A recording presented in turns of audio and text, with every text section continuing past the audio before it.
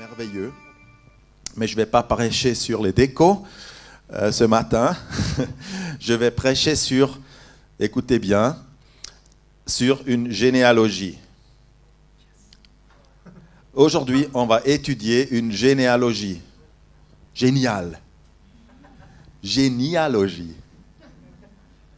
Non, mais vraiment, Ricola, tu vas un peu fort. Une généalogie, une liste de noms qui ne finit plus. C'est un peu lourd quand même. D'ailleurs, à quoi servent toutes ces généalogies qu'on trouve dans la Bible, hein, ces listes de noms dans Chronique. Allez une fois dans Chronique, mais c'est des chapitres et des chapitres, que des noms, un tel et tel, qu'est-ce qui s'est passé. Mais ce matin, j'aimerais lire avec vous une généalogie qui me passionne vraiment. C'est celle de Matthieu, chapitre 1, versets 1 à 17. L'évangile de Matthieu commence avec cette généalogie. Elle ne commence pas avec l'histoire de Noël ou avec la naissance de Jésus-Christ, mais elle commence avec cette généalogie. Lisons-la.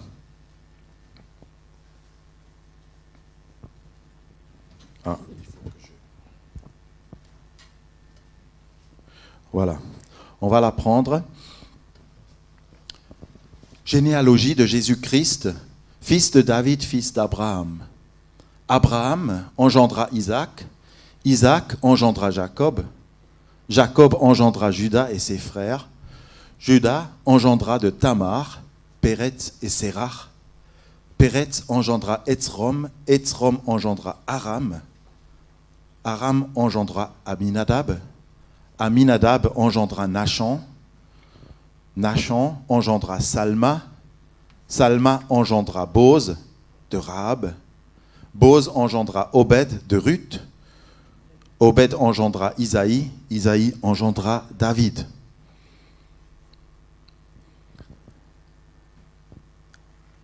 C'est une scission ici, ça va d'Abraham jusqu'à David. Et maintenant, ça va de David jusqu'à la déportation de Babylone. C'est l'histoire du peuple de Dieu.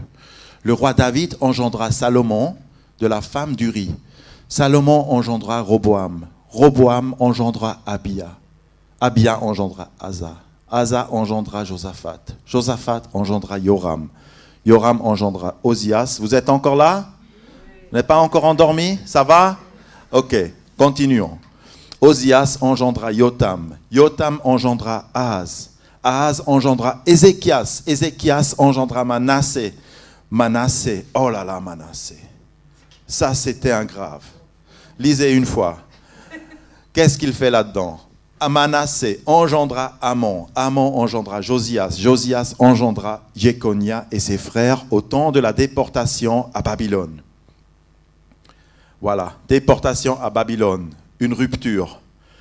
Ils doivent quitter la terre promise. Ils doivent quitter la terre que Dieu leur avait donnée et ils vont être à l'exil pendant 70 ans.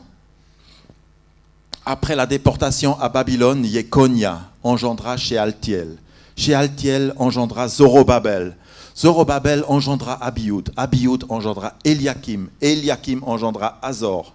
Azor engendra Sadok, Sadok engendra Ahim, Ahim engendra Élioud, Élioud engendra Éléazar engendra Matan, Matan engendra Jacob, Jacob engendra Joseph, l'époux de Marie, de laquelle est né Jésus, qui est appelé le Christ. Il y a donc 14 générations depuis Abraham jusqu'à David, 14 générations depuis David jusqu'à la déportation de Babylone et 14 générations depuis la déportation de Babylone jusqu'au Christ. Alors ça va de Abraham jusqu'à Marie qui a donné naissance à Jésus-Christ. À quoi ça sert de nommer toutes ces personnes et de lister tous ces noms? Voilà, ça c'est ma question. À quoi cela sert? Vous êtes déjà posé cette question? Ou est-ce que vous faites comme moi, j'ai longtemps fait, vous passez juste à la prochaine page de votre Bible parce que ça vous saoule de lire ces listes? Ah, toi, tu fais ça? Ok. Après ma prêche, je te garantis, tu ne vas plus faire ça. Très bien, très bien. Mais c'est vrai, à quoi ça sert? Dans quel but Matthieu a fait cette recherche fastidieuse? Quand même, il a recherché, mais quelle était la généalogie du Seigneur? Alors Matthieu, il veut intentionnellement montrer, et il veut carrément démontrer que Jésus, en fait, n'est pas tombé du ciel. Il n'est pas tombé du ciel de cette façon. Dieu aurait pu envoyer son fils vraiment de cette façon-là. Allez, bam, tu seras bimé sur la terre maintenant, mon fils. Et tu seras tout de suite, tu prendras tout de suite les rênes et tu vas gérer la situation. Tu vas sortir le monde de sa misère. Tout le monde verra. Il ne l'a pas fait parachuter, il ne l'a pas fait entrer avec un ovni en venant ici sur cette terre. Il a choisi l'autre chemin, le chemin beaucoup plus banal en fait, beaucoup plus normal. Son chemin, en fait, c'était de naître au milieu d'un peuple, dans une culture où tout était établi. Eh bien, il a des racines, il a un père, il a des oncles, notre Seigneur. Il a un grand-père et il y a des arrière-grands-pères. Tout ça, nous venons de le lire. Qu'est-ce que ça veut dire? Mais il est entré dans notre histoire pleinement. Il est pleinement entré dans l'histoire de son peuple et dans notre histoire humaine, finalement. Dieu n'est pas resté spectateur. Il n'a pas dit, ah oui, sur la terre, ils ont quelques soucis. On va faire quelque chose. On va allumer une bougie magique. Non, il est venu lui-même et il est entré pleinement dans notre peau, dans notre situation. Il est devenu un homme comme toi et moi. Alléluia. Est-ce que ça évoque quelque chose en nous? Ce qu'il a fait était pour lui beaucoup plus difficile que de venir se faire parachuter sur terre en toute gloire et gloriole. C'était pour lui beaucoup plus difficile. Ça lui a coûté tout. Et ça lui a coûté le risque de ne pas se faire reconnaître pour qui il est, justement, ce qui est arrivé. Matthieu, il articule sa généalogie, si vous faites attention, il articule son plan autour de 2 axes. Et c'est au verset 1 qu'il le dit. Généalogie de Jésus-Christ, fils de David et fils d'Abraham. J'ai dit quelque chose là. J'ai dit, il est un homme, Jésus, un homme comme toi et moi. Oui, il est un homme né comme nous tous. Il a été mis au monde et nous connaissons les circonstances de sa naissance. Nous avons vu et connu cette histoire de Noël, de Bethléem et de l'étoile et tout ça. Cette extrême fragilité, cette extrême humiliation, cette misère à la limite. Mais Matthieu, ici, il montre autre chose. Non, il n'est quand même pas comme nous. Il n'est quand même pas un humain normal. Il est celui qui doit venir. Je crois que c'est ça qu'il voulait dire par là. Fils d'Abraham, fils de David. Il voulait prouver que Jésus était celui qui devait venir. Au bout de cette liste que nous avons lue, de cette liste de noms, il y a la naissance de Jésus-Christ. Au bout de cette liste de noms, il y a le nom qui est au-dessus de tout nom. Alléluia. Et il y a celui qui devait venir. Toute l'histoire, toute cette généalogie, elle culmine, elle focalise en fait dans la naissance de Jésus-Christ. Tous ces gens sont nés ou ont été engendrés pour qu'un jour le Seigneur Jésus-Christ puisse naître. C'est le but. C'est cela le but de toute cette généalogie. Là, c'est pour ça que je dis généalogie. Plan de Dieu, merveilleux.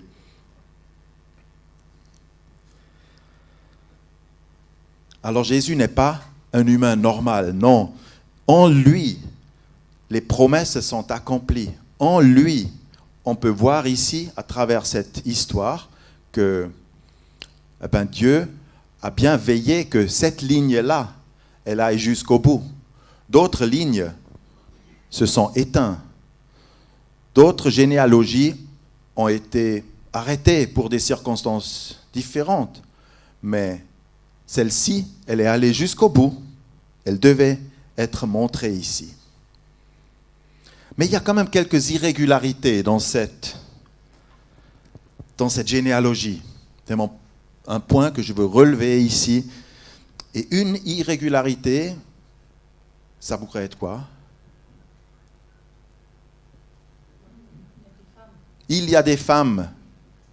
Il y a 5 noms de femmes. 5 noms de femmes dans une généalogie juive. Mais allô, c'est absolument inhabituel. C'est contre-coutume. Les femmes n'apparaissaient jamais dans une généalogie juive. Matthieu, ici, il brise un tabou. Est-ce que vous pensez que Matthieu, en citant le nom de ces femmes, il s'est juste dit, tiens, on va provoquer un peu, on va mettre quelques femmes là-dedans pour choquer un peu les gens, pour briser juste un tabou?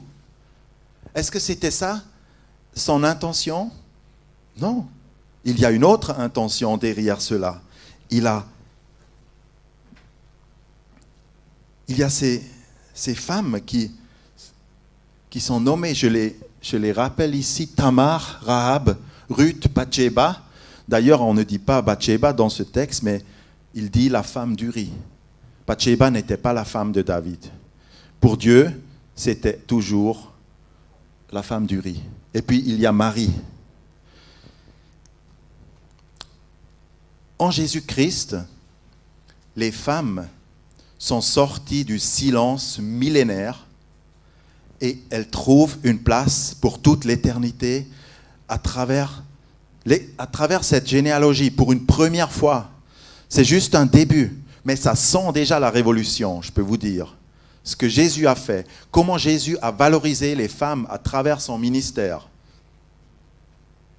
Oh, si l'Église avait mieux compris cela, on n'en avait pas besoin d'un mouvement féministe. Si on avait mieux compris qui était Jésus, son amour, comment il a trouvé les femmes, et il ne les a pas traitées comme un objet sexuel ou pour un objet de désir ou juste pour être une cuisinière. Il les a valorisées à un tel point que moi, en tant qu'homme, je dois dire parfois, j'ai honte de la manière dont nous, hommes, traitons jusqu'aujourd'hui les femmes, y compris aussi dans les églises. Nous avons commis beaucoup d'erreurs. Nous devons voir comment Jésus a fait. J'aimerais dire à toutes les femmes qui sont ici, et les femmes sont souvent plus nombreuses dans les églises que les hommes, tu es précieuse et tu as ta place dans la liste éternelle de Dieu. Toi aussi, tu es dans la généalogie du Seigneur, dans la postérité, on va dire maintenant. Tu es dans la suite.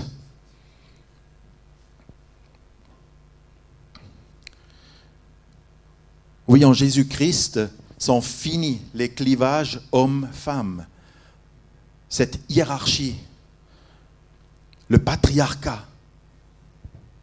Et pourtant, on sait très bien que dans beaucoup de régions, dans beaucoup de familles, même ici à Genève, ça reste le patriarcat.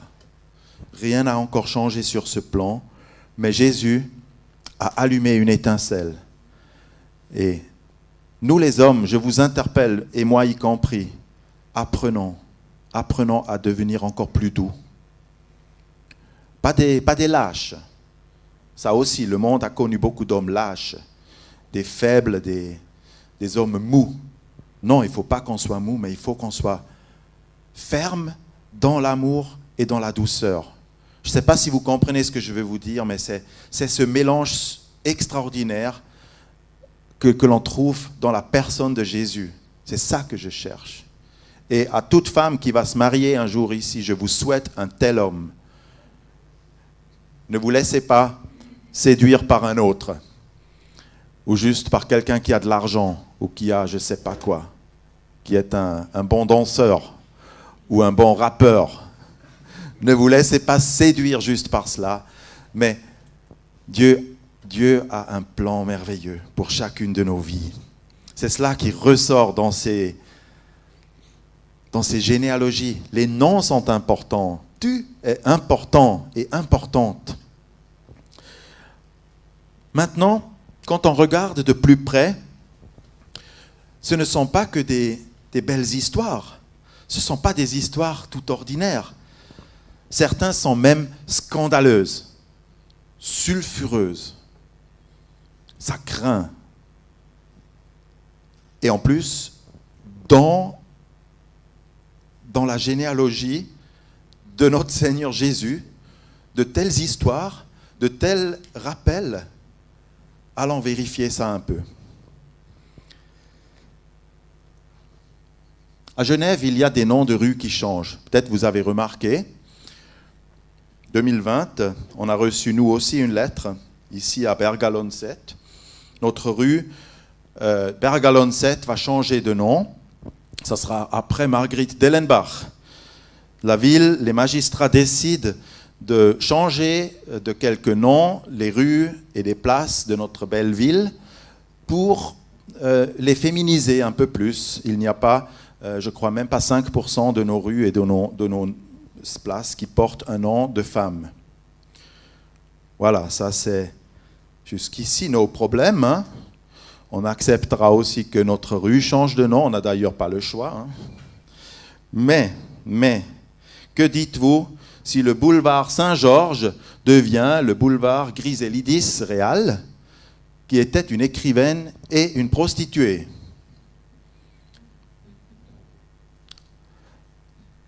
Le Saint-Georges, le Saint est maintenant remplacé par une prostituée. Ah non. Non, merci. Ça nous dérange, hein? Est-ce que ça vous dérange un tout petit peu? Que les noms de rues changent de cette manière-là? Et est-ce que vous voudriez vivre dans une rue qui porte le nom d'une prostituée? Peut-être elle était gentille, hein? Peut-être qu'elle était d'abord prostituée et après elle s'est convertie en écrivaine. Mais bon, ça ne change rien du fait que ça dérange quand même pas mal de gens et qu'il y a des pétitions qui sont en cours aussi. Mais, je vais vous dire, pourquoi ça nous dérange ici, mais dans la généalogie de Jésus, ça ne nous dérange pas qu'il y ait des prostituées, des meurtriers, des adultères, des gens avec une réputation assez douteuse.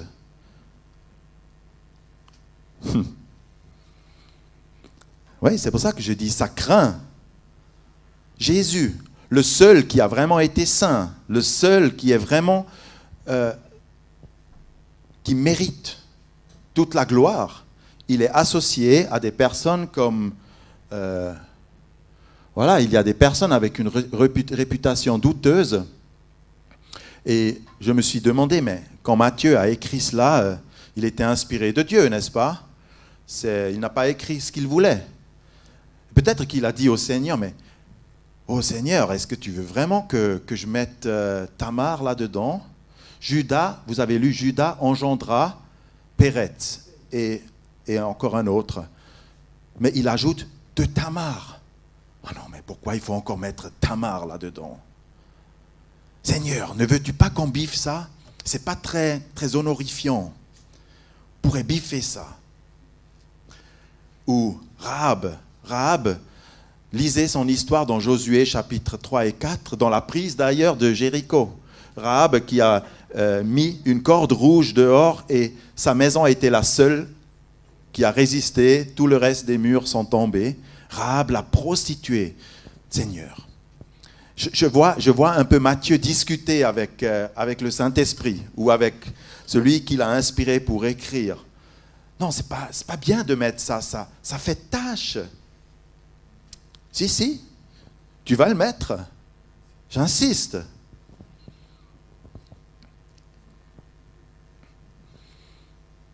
Et il y a Ruth aussi dans ce... Ruth, vous connaissez le livre de Ruth ?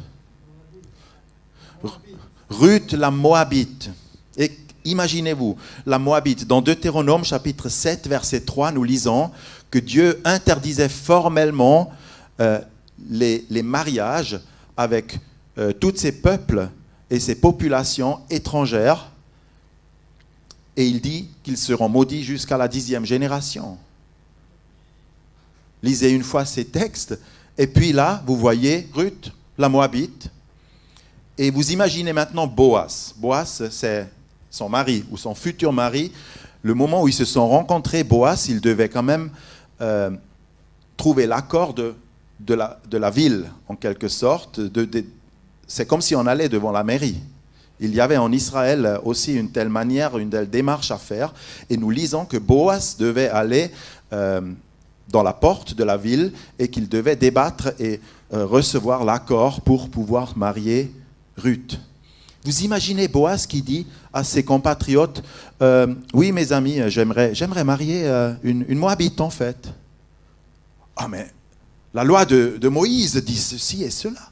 C'est pas possible, tu n'es pas d'accord. Eh bien non, ils ont été d'accord finalement, pour des raisons que Dieu seul sait. Mais il y a là une tâche dans la bonne forme, on va dire. Il y a une exception qui confirme la règle, et cette exception est importante. Ruth, l'étrangère, Ruth, la Moabite. Pourquoi elle est là-dedans ? Elle y figure prophétiquement pour tous les étrangers, que Dieu allait faire entrer dans son alliance. Alléluia, moi aussi je suis un étranger. Nous sommes tous étrangers, que nous soyons suisses ou n'importe quel passeport que nous ayons. Mais Dieu nous a intégrés dans son peuple. Dieu a fait de nous des gens qui sont dedans maintenant. C'est magnifique. Moi j'aime cette généalogie. Je suis un passionné de cette généalogie à cause de ces noms. Voilà. Puis, il y a aussi David et son escapade avec Bathsheba qui fait reface son adultère. Je l'ai déjà dit. Mais en fait, Jésus, il s'associe à nous à ce point d'être nommé sur une liste avec des adultères, des prostituées, des meurtriers et des idolâtres. Je pourrais encore citer des choses et des choses, mais je ne veux pas dépasser les bornes du temps. C'est juste pour nous dire, pour nous rappeler que Jésus, il voulait s'identifier à toi, à moi, à nous. À ce point, ça me bouleverse en quelque sorte. Écoute, ce matin avec Gérard et l'équipe de louange, nous avons vécu un truc assez incroyable. N'est-ce pas Gérard ? Je peux le raconter. Alors Gérard, je le raconte parce que nos histoires ne sont pas toujours lisses. Nous aimerions que parfois, surtout sur les papiers et sur tout ce qui doit, ou sur une généalogie, que tout soit lisse, tout ce qui ne doit pas rentrer là-dedans, tout ce qui est un peu douteux, on le biffe, mais parfois on ne peut pas cacher ces choses. Et ce matin, le réveil de Gérard n'a pas marché, ou Gérard n'a pas entendu son réveil. Je ne le sais pas, mais je sais que la prochaine fois, elle va faire attention. Mais ce que je veux dire, Gérard, ce qui m'a très plu ce matin, c'est comment tu as loué le Seigneur en toute liberté. Tu t'es vraiment affranchi de ce poids, parce que c'était difficile aussi de venir à l'arrache comme ça, n'est-ce pas ? C'était un peu difficile. Un peu de stress quand même. De venir à l'arrache, et comment tu t'es libéré, comment tu as loué le Seigneur en toute liberté. C'est ça que je voudrais souligner, en fait. Que tu peux faire une connerie. Mais après, tu tu es affranchi et libre quand même de louer le Seigneur. Et devant le Seigneur, la chose est bonne. C'est pardonné, c'est réglé, c'est merveilleux. Dieu n'aime pas ces histoires toutes lisses. Et je veux vous dire quelque chose. Le Seigneur, il veut que tu sois chaud ou que tu sois froid, mais il ne veut pas que tu sois tiède. C'est ce qu'il dit dans sa parole. La tiédeur, c'est ce qu'il déteste le plus. Moi aussi, je peux vous dire, je commets beaucoup d'erreurs. Je suis loin d'être un saint tous les jours. Ce matin, j'ai eu une engueulade avec Valerio. Je m'excuse encore. Mais pourquoi cela nous arrive? C'est parce que j'ai un feu là-dedans. Si je n'avais pas un feu dans ma poitrine qui brûle pour le Seigneur et qui... Des fois, je dépasse les bornes, je le reconnais. Des fois, je suis trop exigeant et trop fort. Mais je ne le dis pas comme une excuse, mais je le dis tout simplement que si cela m'arrive, ça me rapproche encore plus au Seigneur qui a mis des gens imparfaits dans cette liste et dans sa généalogie. Et toi aussi, tu as ta place là-dedans. Sois plutôt un peu trop bouillant que pas assez. Amen. Oui. Et pour terminer, j'aimerais encore parler de quelqu'un là-dedans. Zorobabel. Voilà, on va relever encore ce nom dans cette généalogie. Zorobabel. Qui connaît Zorobabel? Une personne. 1, 2, 3, quelques personnes. Zorobabel, il apparaît dans une histoire particulière chez les prophètes. Vous vous souvenez chez quel prophète? Chez le prophète Agé. Zorobabel était gouverneur dans un temps de reconstruction, c'est-à-dire la reconstruction du deuxième temple. Et c'était un temps particulièrement difficile. Voilà une image fictive de cette reconstruction. Les temps glorieux de David, Salomon, ces temps glorieux n'étaient qu'un lointain souvenir en Israël. On pleurait bien sûr ce passé merveilleux. Mais maintenant, voilà, ils reconstruisaient ce temple, ce deuxième temple, après la déportation. Donc c'est la première génération qui est revenue de Babylone. Et ils recommençaient à zéro. Et on lit dans le livre d'Agé qu'ils étaient frustrés de voir que ce temple ne sera pas aussi beau que ça, qu'il ne ressemblera pas au temple de Salomon dans toute sa gloire, et tout cela leur paraissait minable. Et ils étaient déçus, ils étaient fatigués, découragés. Et dans cette situation, Dieu parle à Zorobabel. On va lire ce que Dieu lui dit. Maintenant, fortifie-toi, Zorobabel. Parole de l'Éternel. Fortifie-toi, Josué, fils de Jéhozadak, le souverain sacrificateur. Fortifie-toi, peuple du pays tout entier. Parole de l'Éternel. Et travaillez. Car moi, je suis avec vous, parole de l'Éternel des armées. Avec la parole que je vous ai donnée quand vous êtes sortis d'Égypte. Et mon esprit se tient au milieu de vous. Soyez sans crainte. Car ainsi parle l'Éternel des armées. Une fois encore et dans peu de temps, j'ébranlerai le ciel et la mer et la terre ferme. J'ébranlerai toutes les nations. Les biens les plus enviables de toutes les nations viendront. Et je remplirai de gloire cette maison dont vous avez dit qu'elle est minable, qu'elle ne sera jamais accomplie. Alors, je remplirai de gloire cette maison. Pardon. Oups. Est-ce que tu pourrais le remettre? Sinon, je dois ouvrir quand même ma Bible et chercher Agé.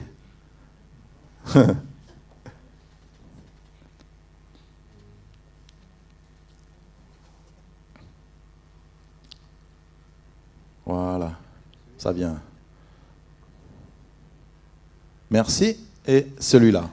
Alors, la gloire de cette dernière maison sera plus grande que celle de la première, dit l'Éternel des armées, et c'est dans ce lieu que je donnerai la paix, parole de l'Éternel des armées. J'aimerais terminer mon message avec ce texte et avec Zorobabel.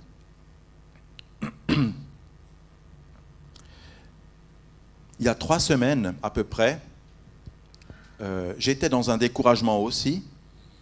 Et j'ai partagé d'ailleurs ce texte avec vous dans une soirée de prière à un cercle restreint. Parce que Dieu m'a donné cela. Il m'a dit, travaillez, car je suis avec vous. C'était à un moment donné où j'ai dit, mais tout le travail que je fais ici dans cette église, il est détruit tout le temps. Tout le temps, il y a des arrêts, tout le temps, il y a des nouvelles règles qui nous sont imposées. Il y a l'incertitude totale. À ce moment, on n'avait pas le droit encore de reprendre les cultes. C'était ce temps-là où j'étais vraiment personnellement dans un état de fatigue et de découragement, où j'ai dit au Seigneur, je veux prendre des congés là, Seigneur. Congés. Je ne veux plus voir personne. Je veux aller voir des arbres et des montagnes et quelque chose de beau, mais pas ça. Et il m'a répondu avec cela. Travailler. Et ce qui m'a frustré aussi, ce qui m'a déçu, je peux peut-être le dire, c'est parfois des commentaires ou des remarques de gens qui disaient « Rico, il ne faut pas avancer, il faut maintenant stopper ». Parfois, les frères et sœurs, ils nous disent encore de stopper, de ne pas... et ça... Alors, j'ai reçu cela. Et dans une telle situation, je te mets devant la parole de Dieu, je te mets aussi devant la face de Dieu. Gérard, tu l'as aussi dit ce matin. Tu es libre à qui tu veux écouter. Est-ce que tu veux écouter ta voix de découragement qui te dit arrête, ça ne sert à rien, c'est minable. Parfois je pense, oui, que cette voix, elle est très forte. Elle nous dit, oui, l'Église, on aimerait bien voir autre chose. On aimerait bien voir des puissants réveils. C'est minable. C'est encore dans la faiblesse en ce moment. Ah. Mais quand j'ai lu ça, le Seigneur, il m'a dit, tu m'écoutes maintenant, travaillez, je serai avec vous et vous allez voir ce que je vais faire. Je remplirai cette maison de ma gloire. L'or et l'argent est à moi. Ne te fais pas de soucis pour ces choses. Le Seigneur va faire amener les trésors les plus précieux. Il les fera amener. Il le dit sur Jérusalem et sur Israël. Il faut quand même dire ça aussi. Nous ne devons pas sauter tout de suite à nous et dire c'est pour nous. Mais il passera toujours aussi par Jérusalem et Israël. Israël, ce que nous pouvons dire, ce que nous pouvons voir aussi jusqu'à aujourd'hui est béni de Dieu et à cause de la parole de Dieu. Mais nous aussi, le Seigneur a dit ceux qui font confiance à l'Éternel, ceux qui ont cette foi d'Abraham, nous sommes bénis en lui aussi. Et rien ne nous manquera. Ne dites pas que c'est minable. Ne partez pas découragés. Ne pensez pas que, oui, c'est Noël, bon, voilà. Mais dites plutôt, je suis béni de Dieu. Je suis comblé. Invoquez cette bénédiction sur vous et sur tout ce qui vous appartient.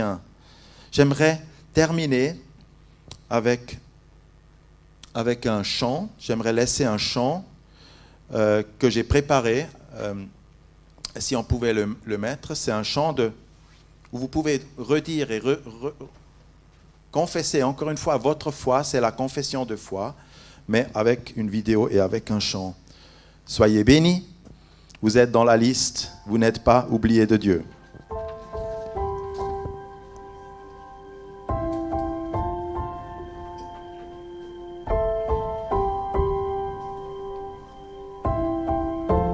Notre Père éternel, toi qui as tout créé, Dieu tout-puissant,